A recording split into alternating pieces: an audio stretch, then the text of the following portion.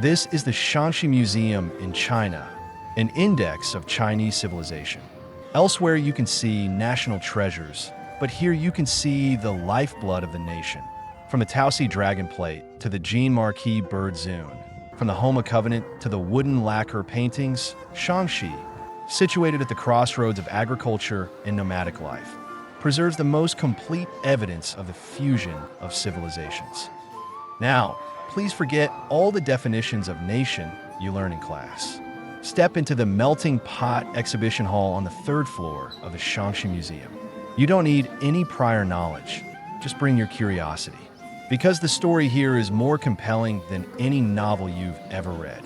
It's about war and peace, separation and integration, and how a group of people speaking different languages and believing in different gods over 600 years transformed themselves into us on one land. You might ask, which era does the Melting Pot exhibition cover? The answer is from the Han Dynasty to the Sui Dynasty, a full 600 years. What does 600 years mean? It's longer than the founding of the United States. In those 600 years, the Xiongnu, Xinbei, Jie, Chong, and Di, names that sound like minority ethnic groups today, were the true protagonists on this land. They rode south, built cities, established dynasties, and even unified the entire northern part China. What we are about to see is not the dry text of history textbooks, but the evidence of their lives left behind by their own hands. Drinking cups, bronze mirrors for reflecting their faces, coffin boards for sleeping, and even murals covering their tombs. The exhibition hall covers an area of 616 square meters, with an exhibition line of 180 meters, divided into 4 units. Inside and outside the Great Wall, the Pingqing era, the second capital Jinyang, and exotic breeze. It's like a 4-act play. Let's open the first act, inside and outside the Great Wall. Time goes back to around the beginning of the Common Era. At that time, the Xiongnu were the only rulers of the Mongolian plateau. Riding small war horses, they came and went like the wind, causing headaches for the emperors of the Han Dynasty. To stop them, the Western Han Dynasty built the Great Wall outside Yinmen Pass and stationed a large army there. You can see witnesses of that era in the display cases, bronze arrowheads, rusted swords, and Fu wine vessels. But the story took a turn in the Eastern Han Dynasty. The Xiongnu split. The southern Xiongnu submitted to the Han Dynasty and were settled in northern Shanxi, living together with the Han people. You can imagine the weight of that word, mixed. They began to learn to farm, use Han pottery, and wear Han clothing. At the same time, the Jie, Chong, Di, and Xinbei peoples also migrated to Shanxi. Towards the end of the Western Jin Dynasty, a Xiongnu man named Lu Yuan declared himself emperor in Shanxi, establishing the state of Han. What did this mean? It meant that a non-Han person had completely accepted the logic of Han culture. He didn't want plunder, but to establish an empire like the Han people. This is what the inside and outside the Great Wall segment tells you. That wall, once considered insurmountable, never truly blocked people's footsteps and gaze. The second act is called the Pingqing era. In 398 AD, a Xianbei leader named Tuoba Ge did something earth-shattering. He moved the capital to Pingcheng, which is today's Datong. Here he built ancestral temples and established altars of the state, changing the state's name to Wei, historically known as the Northern Wei. Why was this event so important? For nearly a century afterward, Pingqing became the center of northern China, its prosperity comparable to that of New York or London today. The artifacts from the Pingqing era in the exhibition hall will leave you in awe. First and foremost are the wooden lacquer paintings from the tomb of Sima Jinlong. In 1965, archaeologists discovered this Northern Wei noble tomb in Shijiazhai, Datong. The tomb's occupant, Sima Jinlong, was a descendant of the Eastern Jin imperial family who had surrendered to the Northern Wei. You see, even the tomb owner's identity tells a story of integration. 5 wooden panels were unearthed from the tomb, painted in red lacquer with stories from the biographies of exemplary women. Emperors, loyal ministers, filial sons, and virtuous women, their figures graceful and composed, their robes flowing. Even more remarkable are the inscriptions written in brush beside the paintings. The ink of the Northern Wei dynasty, dating back 1,500 years. Standing there, looking at the black lines on the red background, you might wonder, is this a Xinbei tomb? Why do the paintings tell stories of Han people? The answer is this. The tomb owner no longer considered this other people's culture. He felt he was part of Han culture. There are also some small items worth seeing. For example, human-shaped mat weights, copper weights used to hold down the four corners of mats. Originally, these were everyday items for the Han people, but by the Northern Wei dynasty, the faces of these mat weights had become those of who people. Deep-set eyes, high noses, curly hair, and thick beards. Even the makers of everyday items began to incorporate foreign faces into their lives. This fusion wasn't forced, but happened naturally. The third act is called Secondary Capital Jinyang. After the Northern Wei split, the Eastern Wei and Northern Qi successively came to power. But the true center of power wasn't in the capital Yi, but in a secondary capital, Jinyang, which is today's Taiyuan.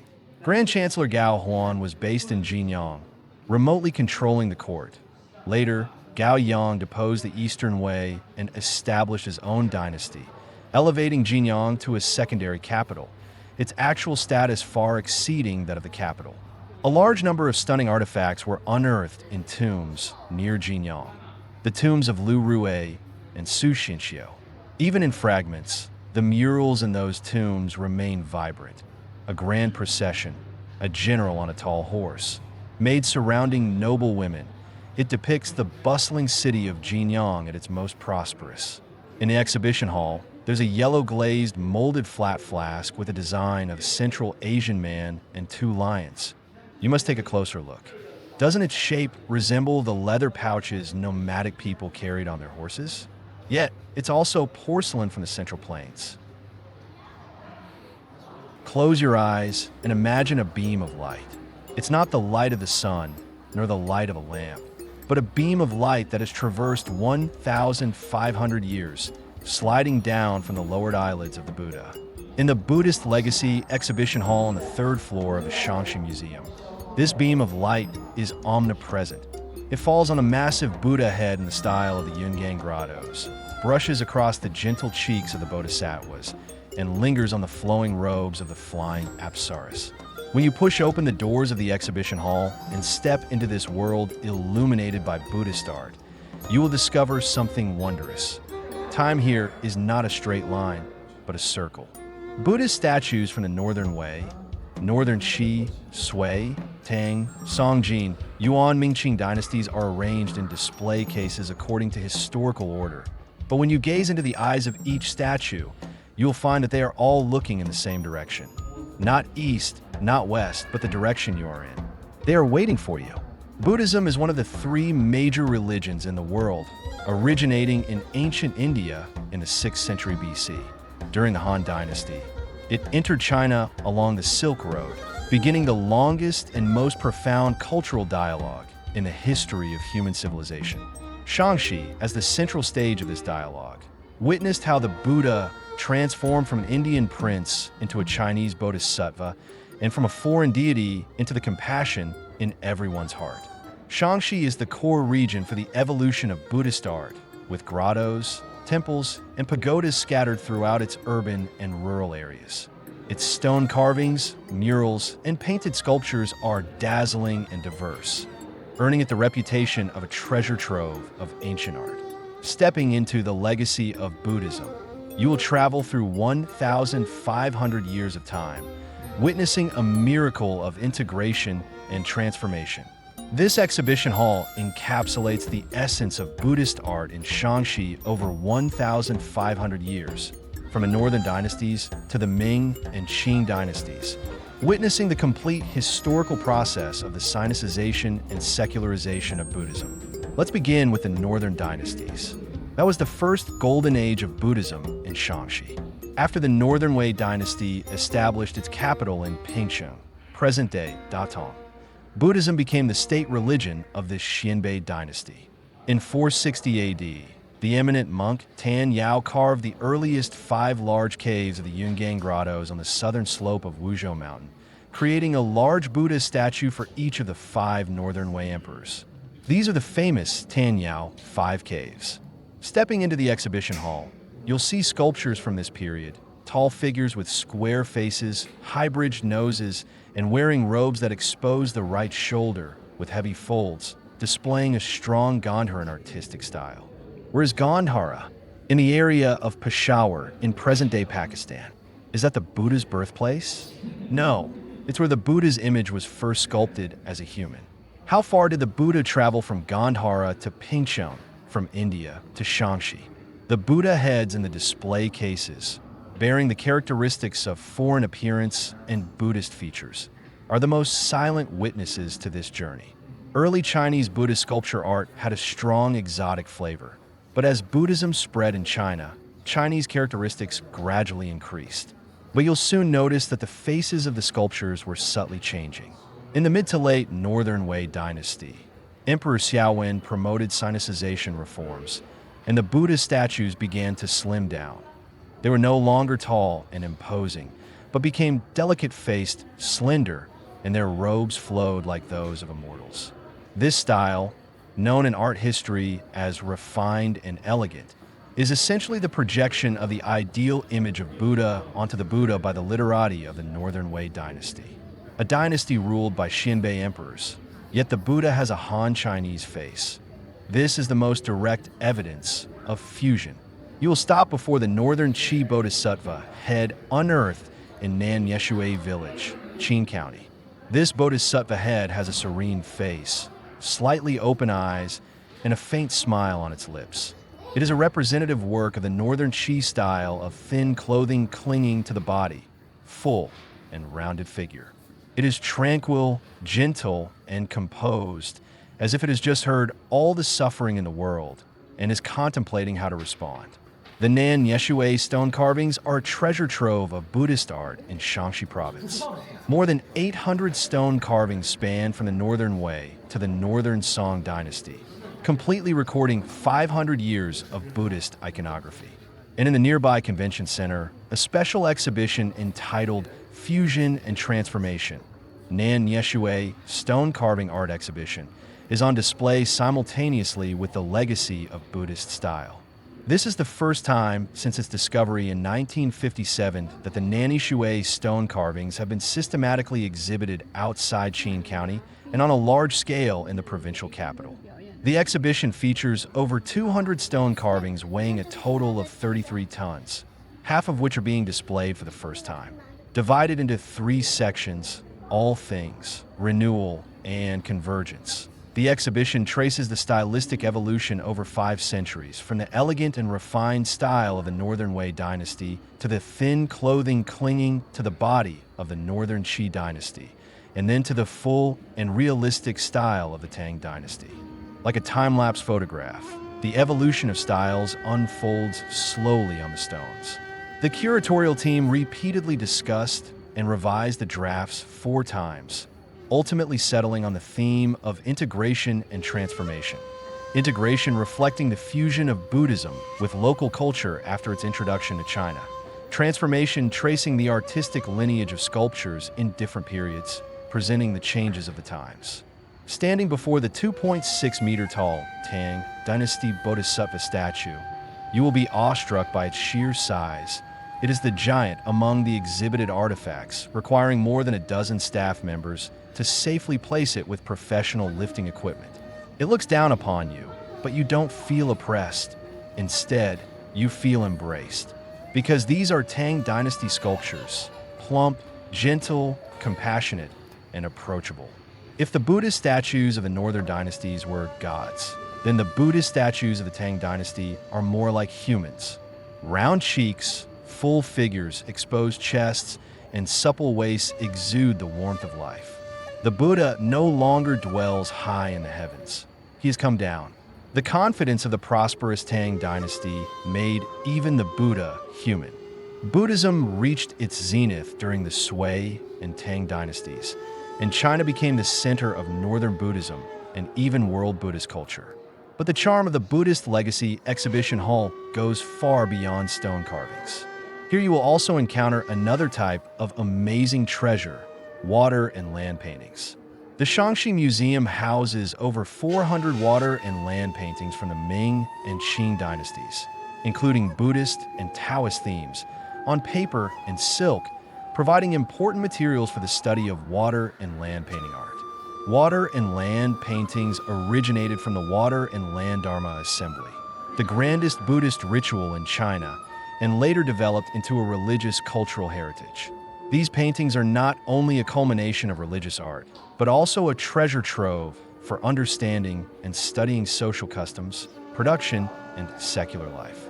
The selected water and land paintings on display in the exhibition hall are vibrant in color, with accurate figures, unique expressions, intricate and detailed lines, and vivid application of color.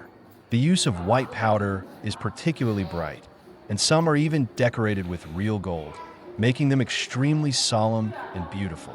These paintings depict Buddha's bodhisattvas, arhats, vidyarajas, dharma protectors, and other holy beings, as well as sentient beings in the six realms. Many scenes depict suffering and misfortune to exhort people to take refuge in the three jewels.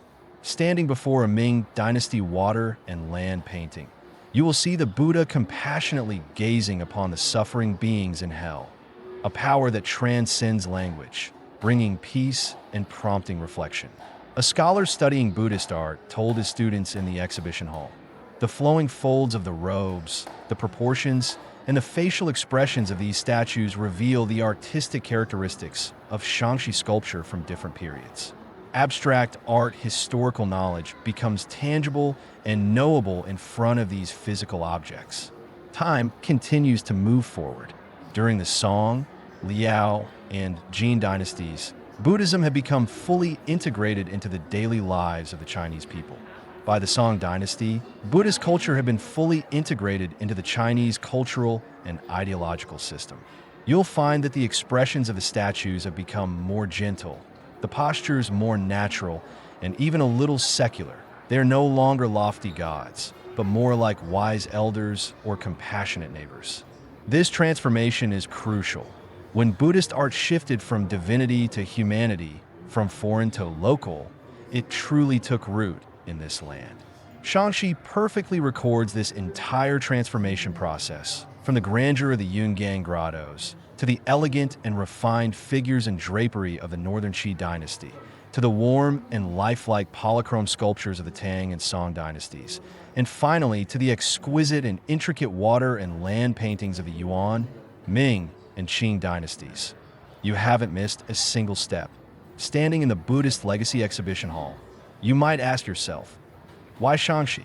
The answer is on the map. Shanxi is located at the eastern end of the Silk Road, at the intersection of the Great Wall and the interior, a vital route for the eastward transmission of Buddhism. The Yungan grottos are in Shanxi. Mount Wutai is in Shanxi. The Yingjian Wooden Pagoda is in Shanxi, and the painted sculptures of Shuanglin Temple are in Shanxi. Shanxi is a Buddhist art museum without walls. There's an even more moving answer. Because most of these statues weren't commissioned by emperors or made by high-ranking monks. They were created by countless ordinary people whose names you might not know. In the Nanny River stone carvings, the names of hundreds of donors have survived to this day. Wu Erlong, Emperor Gaozong of Song, Dugi Yongxing, Sima Daoi, and the couple Wang Menghu and Sun Lianhua. None of them are recorded in historical annals. They were all ordinary people living along the banks of the Nanny River 1,500 years ago. What's the difference between their prayers for a bountiful harvest and peace for their families, and yours and mine today? There's no difference. When they entrusted their meager savings to craftsmen to carve the image of Buddha into stone, they were offering their most precious things to those who truly deserved them. They may have been illiterate, perhaps they hadn't read Buddhist scriptures, but they believed that compassion was good and kindness was right. This belief, traversing 15 centuries, resonates with us today. There are three key aspects of the exhibition hall that deserve your special attention. First, the Buddhist Legacy Hall itself underwent a major renovation and upgrade in 2022. Not only were the exhibition equipment and layout completely redesigned, but the latest archaeological findings from the past decade were also incorporated. This means that the exhibits and display methods you see now represent the highest level of current academic research and cultural relic preservation. Second, the Fusion and Transformation Special Exhibition on the Nani Shui stone carvings is the first time in over 60 years since their excavation that these precious artifacts have been presented to the public in such a complete form. Please dim the lights. Now, before you lies a miniature world built of blue bricks, only a few cubic meters in size, yet containing the entire world of a family. The couple sits side by side, as if they have just finished dinner and are waiting for a good show to begin. Their maids stand at their sides, their gazes piercing through 1,000 years of darkness, all directed in the same direction, towards the stage with its upturned eaves. On the stage, 5 tiny figures are already in position. The one on the far left, with his shirt open and chest exposed, holding a scroll of paper, is to play an official. The one next to him lifts his robe and clenches his fist as if about to utter a witty remark. In the center is the protagonist, holding a tablet in both hands, composed and serene, the soul of the entire play. To his right stands a female character, played by a man in drag, holding a fragrant fan lightly draped over her shoulder, her figure graceful. The one on the far right is the most comical, his face painted with powder, his eyebrows drooping exaggeratedly, as if he is whistling. This is a restored scene of the Jin Dynasty brick-carved tomb in Dongming Tomb, Homa, and also the crown jewel of the hometown of Chinese opera exhibition hall at the Shanxi Museum. You might ask, why put a stage in a tomb? The answer may lie in the word hometown. Shanxi is the most important birthplace of Chinese opera, boasting the largest number of existing opera relics in the country, and is renowned as the hometown of Chinese opera art. Every inch of this land has echoed with the sounds of gongs and drums from the ancient stages scattered throughout the villages of southern Shanxi, then called dance pavilions, dance towers, and music towers, to the 4 great Bangzi operas, Pu Opera, Jin Opera, Bilu Bangzi, and Shandong Bangzi, still active on stage today, and to great playwrights like Guan Hanqing, Bai Pu, and Zheng Guangzhu, who wrote The Injustice to Do Yi, The Rain on the Wutong Tree, and The Soul of the Beautiful Maiden Leaving the Body. The bloodline between Shanxi and opera has remained unbroken for thousands of years. The hometown of Opera Exhibition Hall aims to use unearthed evidence to prove one thing. Opera is a passion etched into the very bones of the people of Shanxi, something they want to see in life and in death. The exhibition hall tells this story in 4 sections, like a 4-act play. The first act is called Worshipping Heaven and Entertaining People, or 100 Plays and Dances. This tells the story of opera's past life. You might think that opera is simply singing, but its earliest roots are much older than you imagine.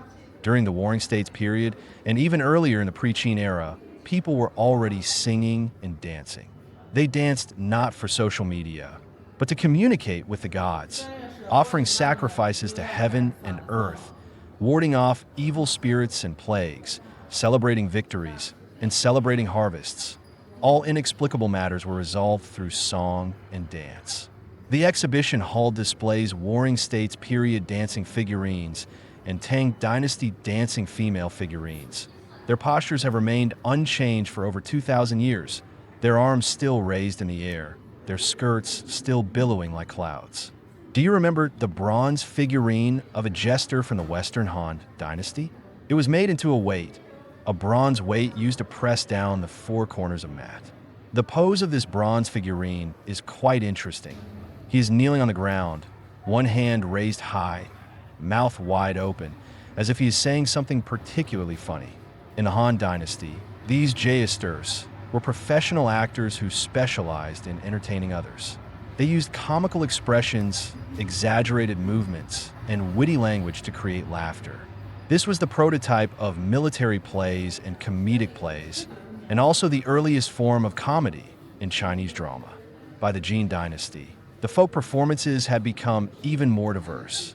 In the exhibition hall, there is a set of brick carvings of folk performances of music and dance unearthed from the Jin Dynasty tomb in Nanfanzwang, Xinjiang County.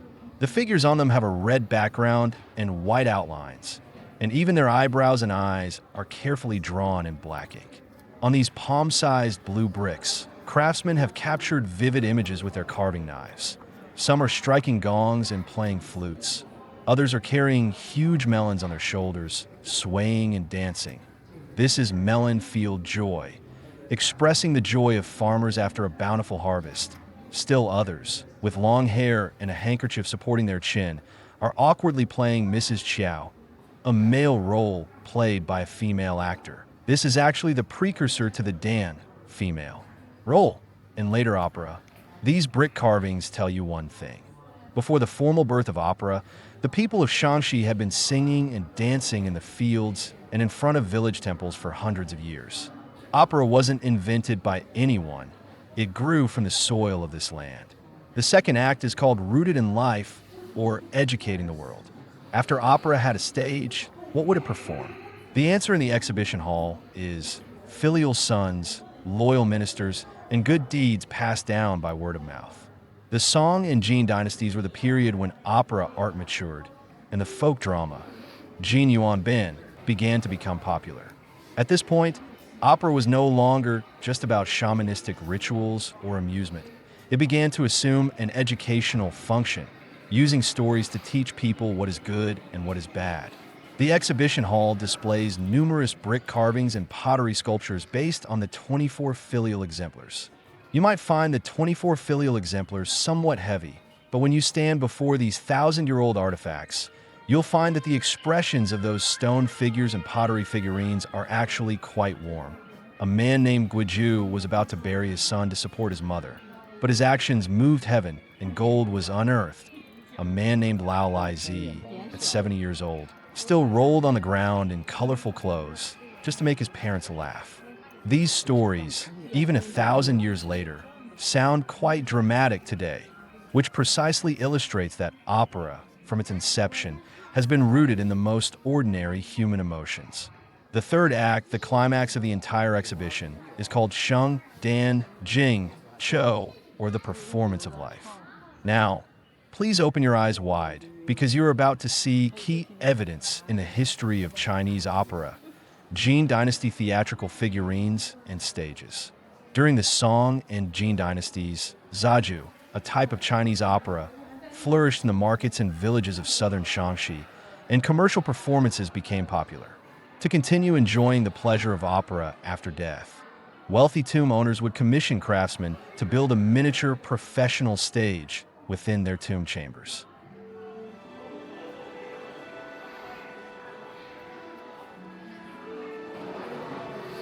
Forget your preconceived notions about merchants. The moment you step into the Shanxi Merchants of the World exhibition hall at the Shanxi Museum, you're not meeting shrewd vendors, but a group of business tycoons who once owned the entire world.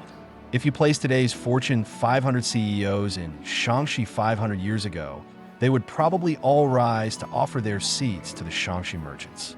What made them so special? A statistic that would make any entrepreneur today blush. Shanxi merchants dominated the business world for 500 years, longer than the history of the United States.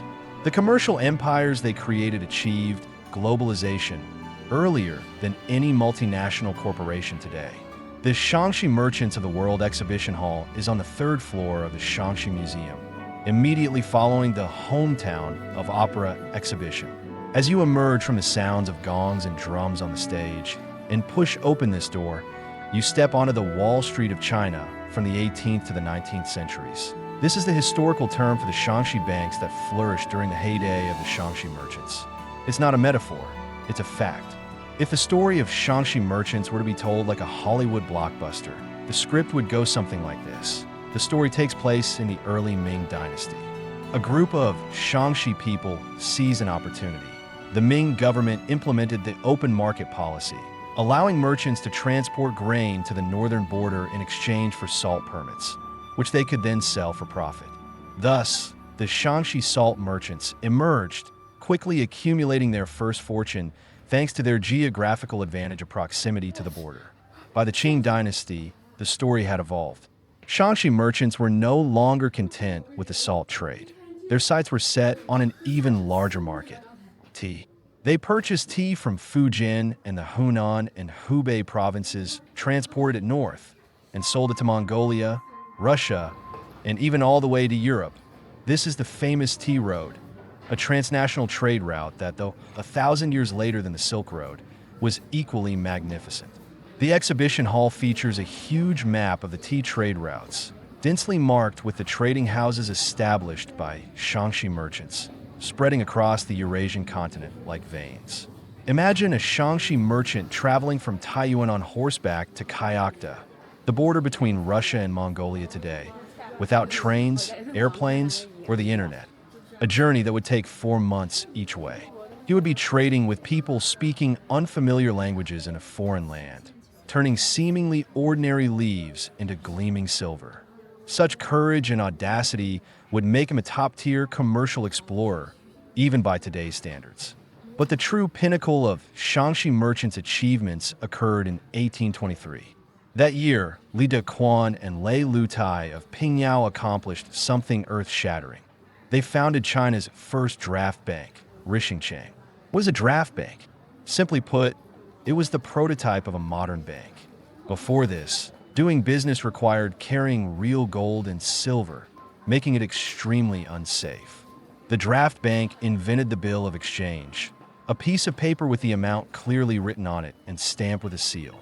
Customers could use this paper to withdraw money at branches throughout the country. This was a revolution in financial history. Inside the exhibition hall, you can see the drafts used by the Shanxi merchants back then. The paper has yellowed and become brittle, but the writing is still clear. The pattern of the header stamped, the misalignment of the seal across the seam, the micro-engraving of the anti-counterfeiting seal, the color of the ink, the pressure applied, and the position of each seal are all carefully considered. Can you imagine? In an era without ultraviolet banknote detectors or anti-counterfeiting threads, the Shanxi merchants' banks relied on this system of seals. And in nearly a century of operation, there were almost no large-scale counterfeit draft incidents. Their anti-counterfeiting technology was the blockchain of that era. And the 4 characters, Hui Tong Tian Xia, meaning connecting the world through remittance, are the condensation of the ultimate dream of the Shanxi merchants. When you stand in front of the restored scene of the Rixingchang Bank in the exhibition hall, you will see the complete layout of the counter, accounting room, and manager's room. One person is filling out a draft, and another person is verifying it. This frozen moment is the historical turning point of China's financial industry from cash on delivery to credit circulation.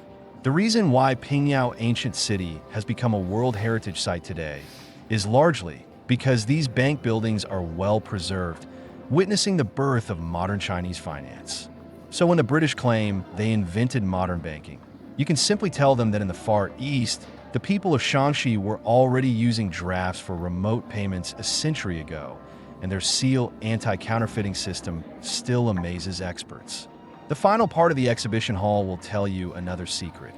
How did Shanxi merchants dominate for 500 years? The answer is 2 words: integrity. But the Shanxi merchants' understanding of integrity is deeper than you might imagine. As people of Shanxi, they revered Guan Yu as the god of war and wealth.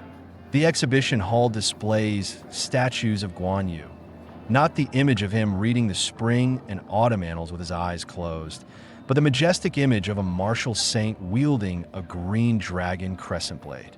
Wherever Shanxi merchants went to do business, the first thing they did was not to find shops, but to build temples to Guan Yu. They engraved Guan Yu's loyalty and righteousness in their hearts. Loyalty to customers, righteousness to partners. With loyalty and righteousness, there is integrity. With integrity, there is a century-old foundation. You might think this is the same as the spirit of contract in modern commerce. But I want to tell you that Shanxi merchants did much more than that. There's a true story. A fire destroyed all the silver held in trust for clients by a Shanxi merchant firm. According to the rules, This was an act of God, and they could have been exempted from liability. But the owner of the firm sold all his assets and compensated all his clients in full. Afterwards, he said something recorded in the history of Shanxi merchants. This isn't about whether to compensate or not. If I compensate, this reputation will remain. If I don't compensate, the reputation will fall. That's the Shanxi merchants. Their faith in commerce was almost religious. When you leave the Shanxi Merchants of the World exhibition hall, you'll find that a long time has passed, but you won't even realize it. Because the ink marks on the old paper, the carvings on the wood, and the numbers in the ledgers are all silently telling the same story.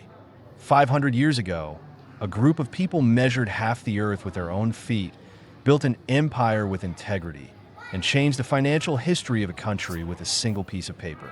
They are not saints or heroes. They're just a group of ordinary people who did something extraordinary. They expanded their business all over the world.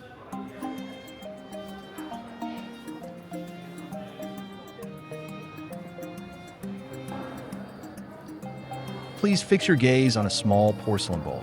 Its body is so thin it's almost transparent, and its glaze is as white as northern snow. When you hold it up to a light source, the light passes through the 0.7 millimeter thin walls, casting a gentle shadow on your palm. This is a Sui Dynasty translucent white porcelain. Its whiteness isn't painted on. It's the whiteness that the clay grows itself in the 1,300-degree kiln fire. In an era when ironware was still widely used in agricultural tools, someone used the same iron or to reduce the iron content in porcelain clay to below 0.5%. This is the secret to the birth of white porcelain. You might ask, why mention white porcelain in the Shanxi Museum's tour itinerary? Because an unprecedented exhibition is currently being held here, Northern White, a special exhibition on white porcelain and ethnic integration. If you've already experienced how the Xiongnu, Xinbei, and Sogdian people met, clashed, and merged on the land of Shanxi in the Melting Pot exhibition hall, then now you need to push open the door of the temporary exhibition hall on the first floor to see another form of fusion. It's not carved in stone, nor painted on wood, but rather forged in the tempering of the kiln fire, solidified into an everyday object that everyone can touch and use. Northern White Porcelain is China's first large-scale special exhibition themed white porcelain and ethnic fusion. Using over 200 pieces of porcelain from 14 cultural and museum institutions across the country, it tells a story spanning 9 centuries. From the first emergence of white porcelain in the late Northern dynasties to the final peak of Northern White porcelain at the Huazhou kiln in the Yuan dynasty. But this is not a story about technology, but a story about people. When nomadic and agricultural peoples came and went, separated and united inside and outside the Great Wall, there was a group of people, artisans, merchants, nobles, and ordinary people, who used pieces of white porcelain to complete a dialogue that transcended language and belief. Let's begin with the Northern dynasties. By then, Southern Celadon had already been fired to a high standard, and the Northern potters, envious of the warm, lustrous blue-green wares, were probably quite dissatisfied. They began to improve the local porcelain clay, experiment with different glaze formulas, and repeatedly adjust the kiln temperature. Finally, in a moment of unexpectedness, the kiln door opened, and a piece of porcelain with a faint white sheen appeared. It wasn't completely white. The glaze had a bluish-gray tint. The potters called it early white porcelain. This was the wisdom of the Northern Dynasty's craftsmen. Lacking the raw material advantages of the South, they compensated with slip, applying a layer of white clay to the surface of the body to cover the dark clay, then covering it with a transparent glaze. This small invention, like a seed, grew into a forest over the next few centuries. By the Sui Dynasty, white porcelain truly became white. Sui Dynasty white porcelain had a pure white body, a fine and dense texture, a smooth glaze, and a rich variety of shapes. The translucent white porcelain in the exhibition hall is a masterpiece of this period. Its thinnest part is only 0.7 millimeters. In an era without modern precision instruments, It was entirely due to the craftsman's touch and experience that a piece of porcelain could be made so delicate. It is not just an object, but a declaration. White porcelain has matured. And who were its users? They were high-ranking nobles, including the Sogdians. When the Sogdian merchants who came to China along the Silk Road first saw this pure white porcelain, they must have felt the same as we do today, standing in front of the display case, amazed by its pure, unadulterated whiteness. During the Tang Dynasty, white porcelain ushered in its golden age. The pattern of green in the south and white in the north was formally established. The Yu Kills in the south were famous for their green porcelain, while the Qing Kills and Gongyi Kills in the north were renowned for their white porcelain. White porcelain was no longer the exclusive domain of the court and nobility. It began to reach a wider audience. Interestingly, among those who used white porcelain at that time were Sogdians, Tiahuan people, and Turks. A nomadic cavalryman, sipping milk tea from a white porcelain bowl while on horseback.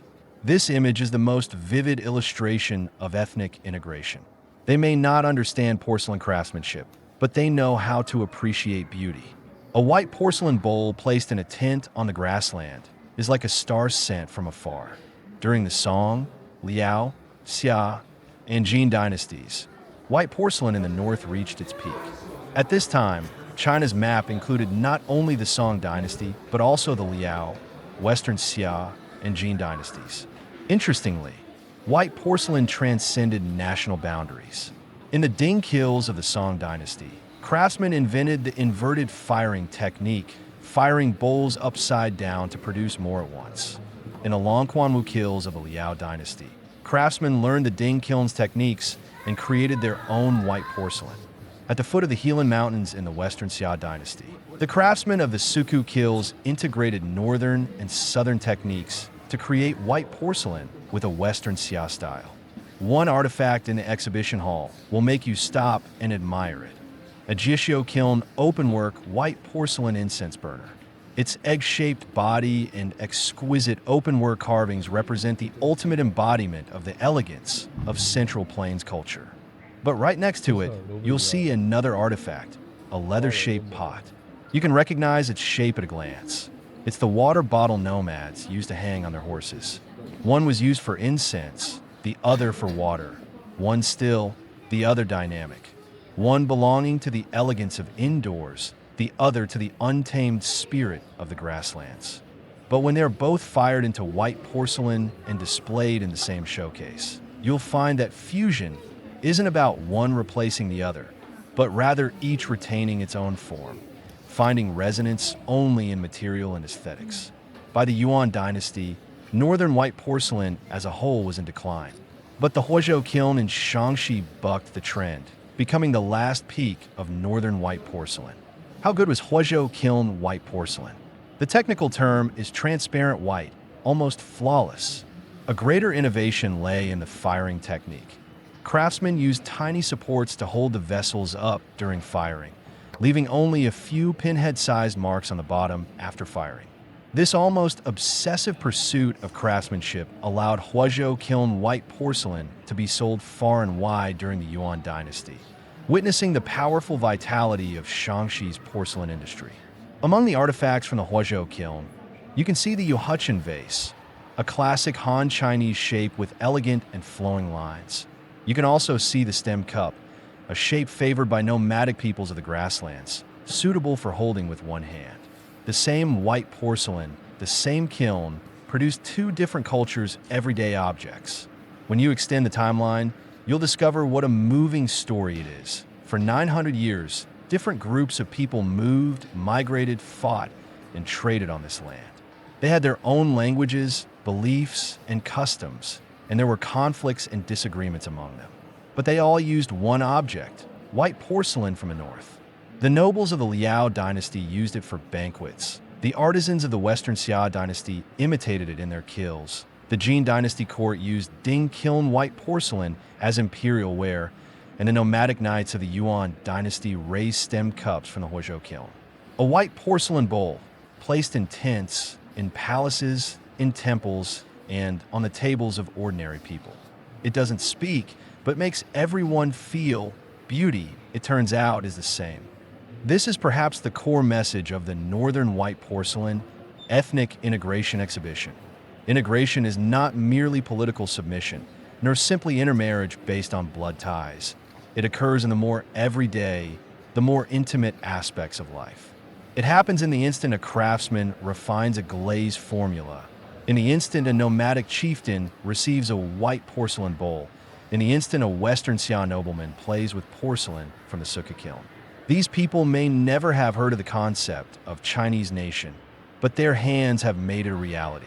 This white hue, from the initial ignition of the kilns in the northern dynasties to its lingering influence in the Yuan dynasty, transcends ethnic and regional boundaries, becoming an aesthetic that everyone can accept. It is quieter than any declaration and more enduring than any war. When you keep this white hue in your heart, you will know some things in this world do not need words to explain. Now, please forget all the textbooks and definitions about history and imagine yourself as a child who has just learned to walk upright. Your feet are on the soft, lush soil. The Yellow River flows endlessly before you, and the Taihang Mountains stretch behind you. A breeze blows by, carrying the scent of wild deer from afar, and also an inexplicable curiosity. What else lies on the other side of the mountains, on the other side of the river? This curiosity is the first seed of civilization. And the cradle of civilization exhibition hall on the second floor of the Shanxi Museum is where this seed took root and sprouted. We often use the word cradle to describe infants because it is warm, safe, and nurturing infinite possibilities. Shanxi is that cradle of Chinese civilization. This is not the hometown of emperors and generals, nor the stage for talented scholars and beautiful women. This is the home of ordinary people. Ordinary people 1.8 million years ago. Ordinary people 200,000 years ago. Ordinary people 10,000 years ago. Ordinary people 4,300 years ago. They left no names, but they left the genes of civilization. Stepping into the cradle of civilization exhibition hall, you will spend less than an hour traversing the path of humankind over 1.8 million years. Please slow your pace, for every step you take has been trodden by others. What was Shanxi like a million years ago? The Yellow River was wider and had a greater volume of water then, its banks covered with dense forests. At the boundary between forest and grassland lived an animal that made tools. We call them early humans. Zehudu is where the story begins.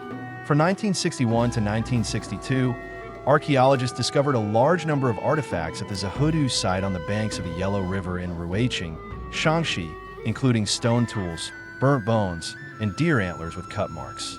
Dating determined they are approximately 1.8 million years old. Do you know what this number means? It means that when our ancestors first struck stones on this land of Shanxi, the European continent was still covered by thick ice sheets, and African apes had just learned to walk upright. The seemingly unremarkable stones in the exhibition hall, with their edges polished into sharp notches, are humanity's earliest toolbox. Choppers were used to crack open hard nutshells and bones, scrapers to remove fat from animal hides, and points to dig up underground tubers. These tools are crude, even ugly. But imagine, without any textbooks or teachers, how did the first human realize that a notch in a stone can be used for cutting? This is a miracle of thought. When humanity first realized that it could transform nature to meet its needs, the gears of civilization began to turn. The burnt bone unearthed at the Zehudu site is an even more astonishing discovery. It proves that humans had already begun using fire during the Zehudu period. Fire was humanity's earliest form of taming. You no longer need to fear the wild beasts of the night, for the fire will ward them off. You no longer need to endure the stench of raw meat and germs, for the fire can cook food, making nutrients easier to absorb. You no longer need to sit alone shivering in the cold wind, for the fire brings warmth and makes people willing to gather together. As night falls, the campfire is lit, and the people of the tribe share the day's harvest and recount the day's adventures. Humanity's earliest school may well have been this campfire. 1.5 million years ago in Zehudu, the moment the first sacred fire was lit, the spark of civilization was ignited. That flame, though faint, has never been extinguished, burning ever since. From Zihudu, we continue our journey along the river of time. 200,000 years ago, another group of ancestors appeared in Dingxuan, Xiangfen. The people of Dingxuan looked more like modern humans than the ancestors of Zihudu. They already possessed more developed brains and could create more complex tools. The discovery of the Dingxuan site in 1954 shocked the world, as prior to this, research on ancient humans in China was virtually non-existent. The exhibition hall displays fossilized teeth and numerous stone tools from the Dingxuan people. These tools were no longer simply carving a stone, but possessed relatively fixed shapes and functions. Some were pointed, some were flat, and some had thick blades. Archaeologists determined that the Dingxuan people had already developed a rudimentary division of labor. Men were responsible for hunting large animals, women for gathering plant roots and caring for children, and the elderly stayed behind to guard fire and make stone tools. The documentary Dingxuan People, shown in the exhibition hall, depicts this scene. At dusk, men returning from the hunt carry their hunted wild deer. Women return from fetching water from the river, and children chase and play at the cave entrance. An old man squats in the sunlight at the cave entrance, skillfully and rhythmically hammering out a new stone tool. His technique is practiced and his rhythm steady, like playing a piece of music no one has ever heard before. Throughout the long Paleolithic era, this was how humans lived for most of their lives: carving stones, hunting, gathering, and reproducing. Sounds monotonous, right? But ordinariness itself is part of civilization. Civilization isn't born in grand battles. It's born in every ordinary day, in every choice of, I'll just take another stone. Fast forward again to between 16,000 and 10,000 years ago. The Shizitan site in Ji County, Shanxi Province, will astound you. The ancient inhabitants there had begun drawing. On the surfaces of unearthed stone tools, archaeologists discovered red lines and patterns drawn with hematite powder under a microscope. Hematite is a red mineral that, when crushed into powder, can be used as a pigment. The people of Shizitan mixed hematite powder with water and used their fingers or rudimentary pens to draw their world on the stones. You might ask, what made them draw those winding lines on the stones? Perhaps it was just simple decoration, like a smiley face we might doodle in a notebook today. But behind this simple decoration lies a heart that had already begun to appreciate aesthetics. When a person is willing to spend time and energy doing something useless like drawing a line, they're no longer merely a survivor, but a creator. Art is born at this moment. Meanwhile, the ancestors of Shizitan left behind something unexpected: bone needles. These tiny bone needles, a few centimeters long, are polished smooth and shiny, with a needle hole at one end for threading. What does this mean? It means they had learned to sew clothes. They no longer wore animal skins naked, but instead cut, pieced, and sewed them into well-fitting garments. Humans began to care about aesthetics. This in itself was a leap forward in civilization. Around 10,000 years ago, one of the greatest revolutions in human history occurred: the agricultural revolution. The Neolithic stone grinding discs, grinding rods, and carbonized crop seeds displayed in the exhibition hall are witnesses to this revolution. Our ancestors no longer wandered aimlessly, hunting and gathering.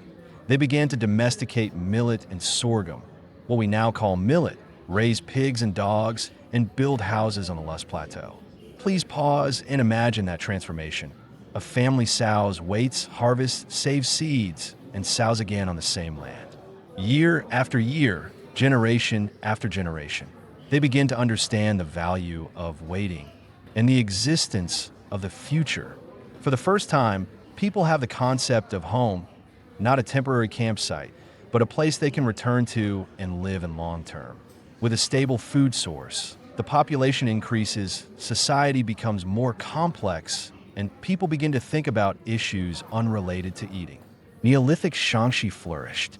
The painted pottery in the exhibition hall, from the Yangshao culture and the Miao culture, are masterpieces of this era. The surfaces of these painted pottery pieces are decorated with black and red patterns, most commonly petal patterns, swirling hook patterns, and grid patterns.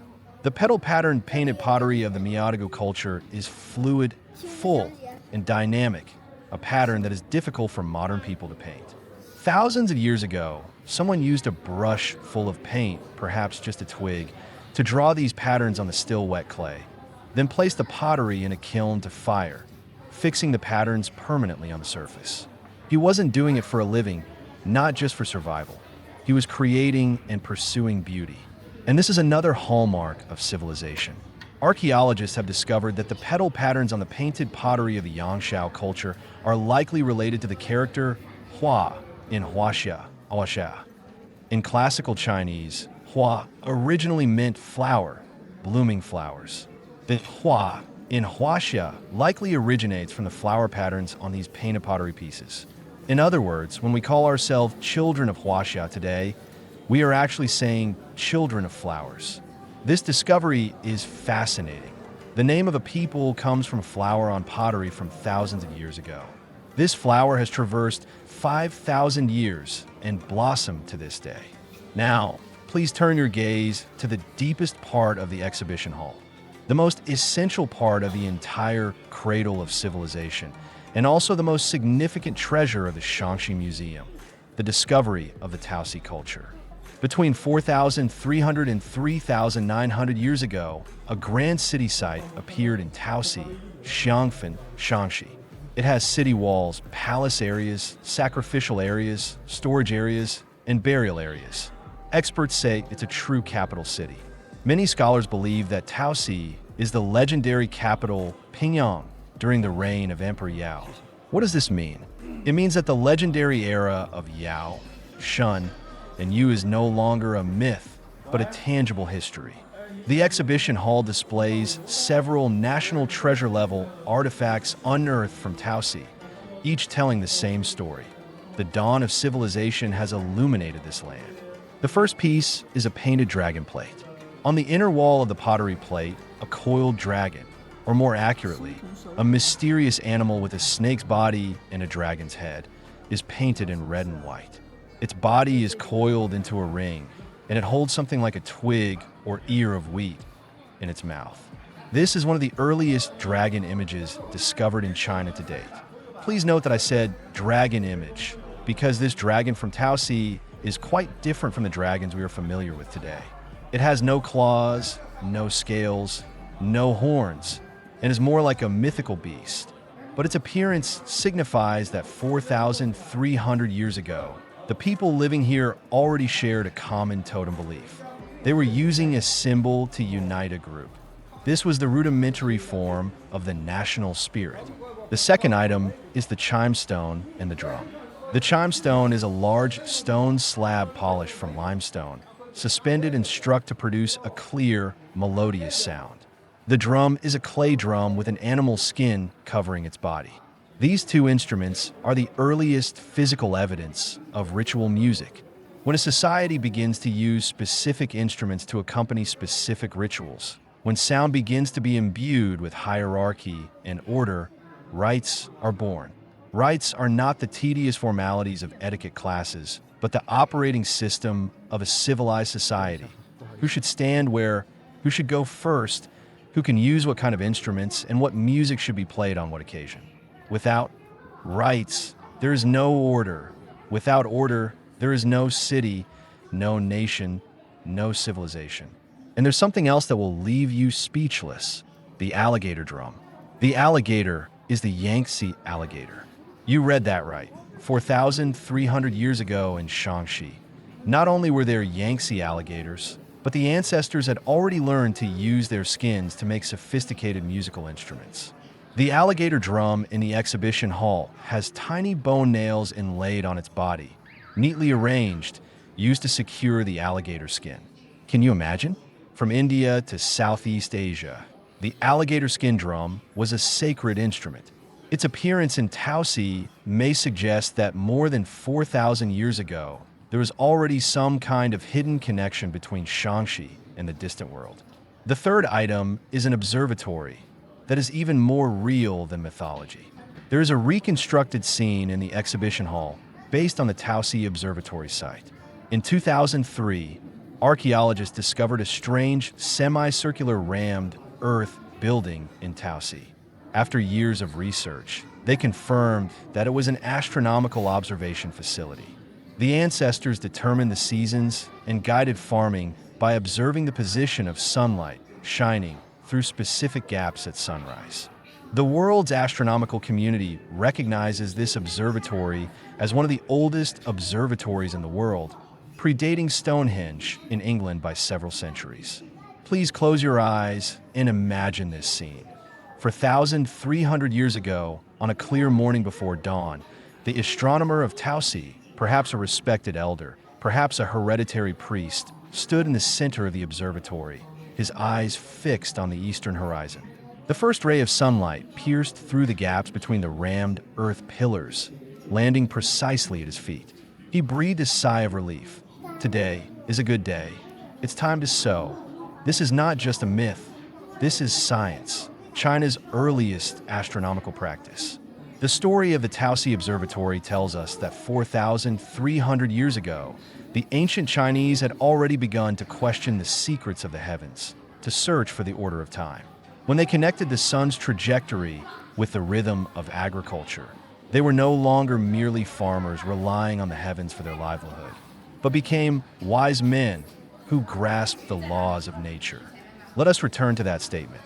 Enter the Cradle of Civilization exhibition hall and trace the primordial light of civilization's emergence on a journey through millions of years.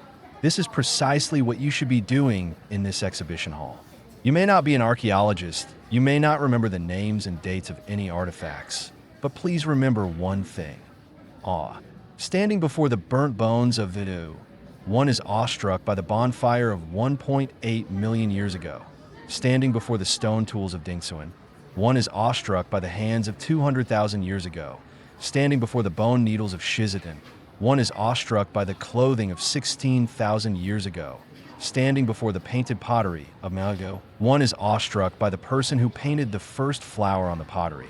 Standing before the dragon plate of Taosi, one is awestruck by the already formed Chinese dragon of 4,300 years ago.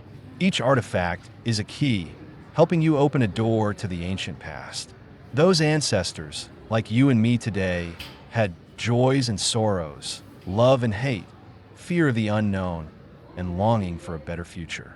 They left no names, but they left the roots of this nation.